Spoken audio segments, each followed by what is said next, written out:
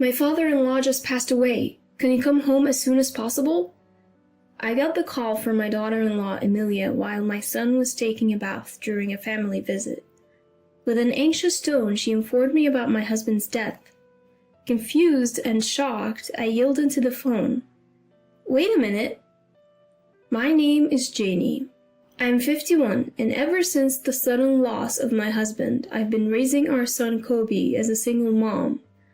Kobe, who was in high school at the time, has now graduated college and has been working for 3 years. After getting his job, he moved out and started living on his own. Now he's married, and he and his wife help each other to make a good life. His wife Emilia is on the quiet side and is, according to Kobe, good at household chores, a good wife. However, from the first time we met, she seemed distant, like she wanted to keep space between us. I mentioned it to Kobe, but he just laughed it off, saying it was all in my head, but I couldn't shake off the feeling. Emilia seems like she'd prefer to avoid our home. She only shows up for Thanksgiving and leaves without spending the night, which only confirms my suspicion. Kobe is my only son, and I had always hoped to get along with his wife. I've even asked Emilia directly if there was something bothering her. Being as gentle as possible, I asked if I had done anything to make her uncomfortable. She simply replied, "No, nothing at all." I eventually gave up on getting close to Emilia, thinking it's just the way younger people feel nowadays. They don't want to mingle with their in-laws, even if they live separately. What's more, I sensed a similar distance with Emilia's own parents when we met for the first time at the wedding. I mentioned to them that my husband had passed away years ago, and it seemed to create even more of a gap. Even though Kobe had told them from the beginning that I was a single mom, maybe seeing it firsthand created some negative impression of me. So, I've decided not to intrude on Kobe's marriage and quietly observed the wedding. Since then, the gap hasn't closed between me, Emilia, and her family. Even though my son and his wife live relatively close, our family dynamics have become distant. Today, Kobe brought over some wedding photos, but of course, Emilia was nowhere to be seen. I feel grateful when I see Kobe, noticing my disappointment, offered to stay over tonight even though he's alone. Makes me proud to see how kind-hearted he's become. Looking at the picture of Emilia, I find myself smiling, thinking how pretty she looks when she's laughing next to Kobe. It's tough to suppress the loneliness when my own daughter-in-law avoids me for reasons I can't understand, even though we're still getting along. After carefully storing the photo and having dinner, I idly flip through a TV variety show. I'm waiting for Kobe to finish his shower when a familiar melody rings out. It's coming from Kobe's phone left on the table. It's the default ringtone. Curiously, I glance at the phone. It's a call from Emilia. I decide to let Kobe know about it later and turn back to the TV, but then the phone starts ringing again. Given the incessant calls, I think it might be urgent, but hesitate to answer it myself. I reluctantly grab the still ringing phone and head to the bathroom to tell Kobe. "Kobe, Emilia's calling. The phone's been ringing a few times now." I subtly hint for him to pick up, but Kobe brushes it off, saying it's fine. "Charge it for me, will ya? Got any snacks? I could go for a drink after my shower. I'll be out soon. Grab something quick." "Well, you're really becoming like your dad, aren't you?" Holding the phone, I head back to the living room and try to plug it in.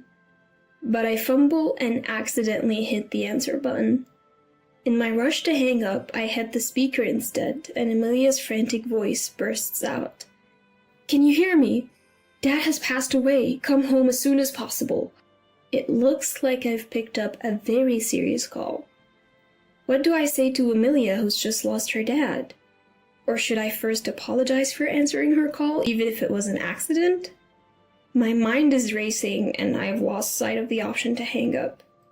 Meanwhile, Emilia starts explaining the situation, saying that I need to come over to the nursing home where he was living. Startled, I ask when he had moved into a nursing home, considering he was fine until recently. "Huh? Mother-in-law?" Emilia had no idea that it was me on the line. She thought she was talking to Kobe, so her surprise makes sense. I quickly explain the situation and steer the conversation back to her dad. But she corrects me, slightly annoyed. "It's not my dad." She says it's Kobe's father who has passed away and asks me to tell him to call her back before trying to hang up. I was utterly confused, but quickly spoke into the phone, still on speaker mode. "Wait a second, Amelia, isn't this some kind of mistake?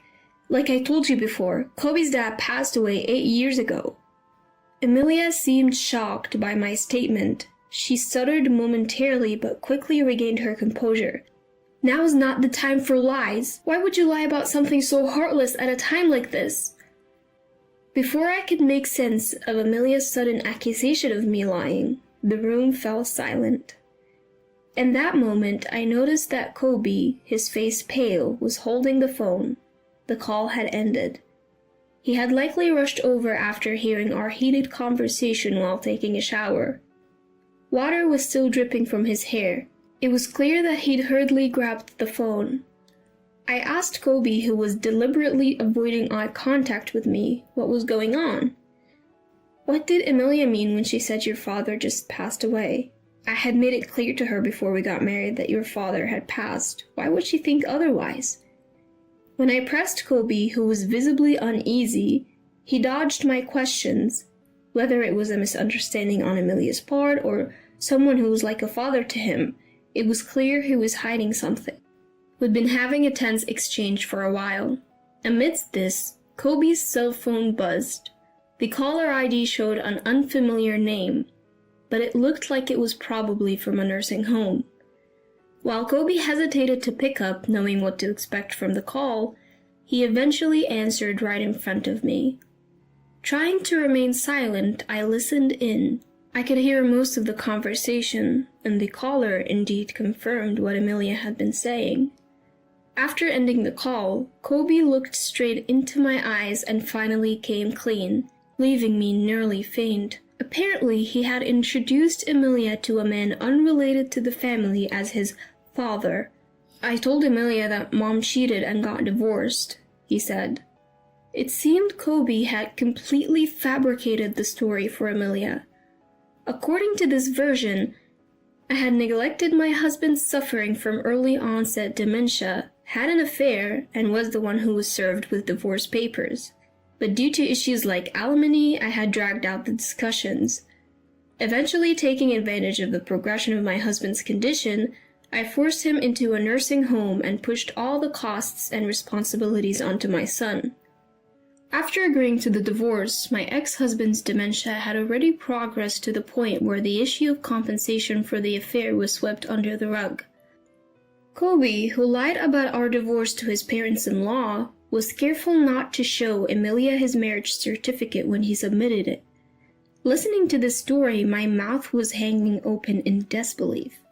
"So, I told them Mom has been going around telling people Dad is dead. She's probably telling Amelia the same thing, but it's all lies," he explained. "I can't believe he's been telling such elaborate lies. No wonder Amelia and my in-laws don't think highly of me." When I scolded Kobe for lying, he hung his head like a scolded child and mumbled that he wanted extra money for leisure. He thought he could lessen the amount he gives to Amelia by saying he was using it to pay for his father's care home. And shockingly, Kobe even aimed to inherit fake assets from another man. Kobe, who works as a caregiver, met a man with dementia who was a landlord when he went to assist at another facility. Although the man was not yet 70, he had multiple health issues and had entered the facility to receive end-of-life care. The man likely had early onset dementia and had deteriorated to the point where he didn't even recognize his real son. Kobe took advantage of this and started to act like he was the man's only son. On top of that, using his role as a caretaker, he had the man's real family pay for his residential fees. Meanwhile, he was also pocketing a few $100s every month as caregiving fees for doing small tasks. "All of you must be so busy. Don't worry, I'll take good care of him," he would say, Sometimes he'd even lie about the man's health to minimize family visits. Whenever he found the time, he would sit beside the man, even going so far as to have him write a will, leaving all his inheritance to Kobe. Kobe's manipulative ways gained him the trust of the facility, as he even told them that he had lost contact with his father since our divorce. The real family eventually stopped showing up, and even the facility staff started recognizing Kobe as a family member. Listening to this appalling truth coming from my son made me wonder if he really was my son. Now that the man had passed away, there wasn't much that could be done. I forced myself to tell a remorseful-looking Kobe to quickly inform the real family of the man's passing. Later, I took Kobe to apologize to the real family, and when they heard the truth, they were understandably furious. "We will sue you for fraud," they yelled.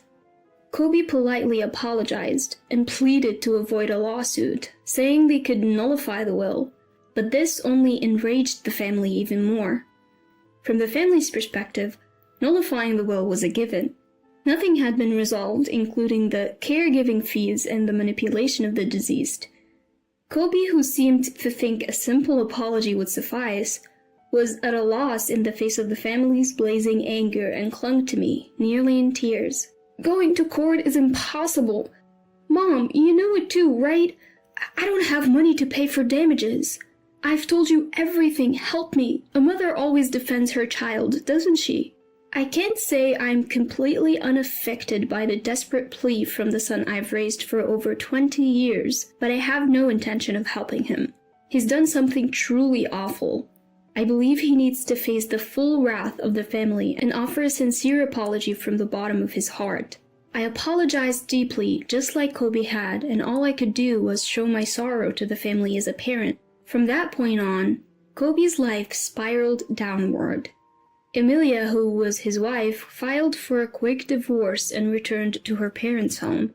When faced with the prospect of divorce for lying so egregiously and swindling money from others, Kobe argued back. "I don't want to break up. The money was also for Emilia." When they expressed their wish for a swift divorce and even threatened legal action and financial claims, Kobe had no choice but to back down. He knew that he could be in legal trouble for what he'd done. Although no claims had yet been made, he was being sued by the family of the deceased man. Perhaps he realized that he wouldn't be able to handle additional claims from Emilia. Furthermore, Kobe got fired from his job. The company claimed he damaged their reputation and shattered their trust in caregivers. After the court's decision, Kobe was required to pay back the caregiving fees he had received, as well as compensation for the emotional suffering of the deceased man's family. The will left by the deceased man was invalidated, taking into account the progress of his dementia. Kobe, who had almost no savings and was already unemployed, was now burdened with massive payments, including legal fees.